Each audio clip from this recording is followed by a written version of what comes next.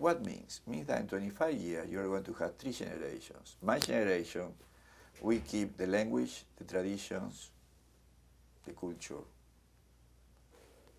We are going to have a funny accent until we die. It's nothing at all. Even with my English is better today than was 10 years ago, and you can imagine 20 years ago. But I have an accent. And there are some words that I cannot say. And the closer that the word is to Spanish, the worse that is. Because I come with a Spanish pronunciation, and people looking at me like, okay, now what am I going to say? So you had a second generation, my kids. Both of them born in Argentina, but they come here when 4 and 12. They speak with a Kentuckian accent. They speak Spanish. They can communicate both languages back and forth. They can, the oldest one, Rodrigo, can write in Spanish well. The second one, sorry, you need to improve your writing. If I ever have a grandchild, it's very hard. It's going to probably to keep some Spanish for education and for business, but the cultural tradition are going to be different. I grew up, just to very simple example. We grew up without eating with our fingers. We use fork and knife for everything. I can show you in camera how to eat chicken without touching with your fingers and get to the bone of each single piece of the chicken, including the wing. My kids eat with the fingers.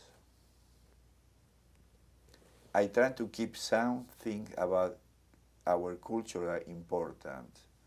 This is not necessarily so important. What are the parts of your culture that are important that you want them to keep? Family, values. Which are? When you sit at the table, you talk. And you find time to be all around the table. So we negotiate times to have supper. I had a blessing that all the kids are living in town.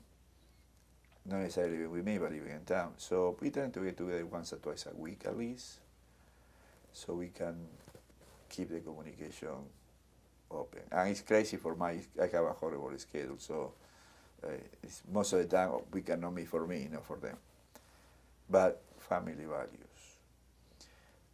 A spiritual life. Whatever is your spiritual life. I don't ask or don't force to believe what I believe, but has some sense of transcendent. Education.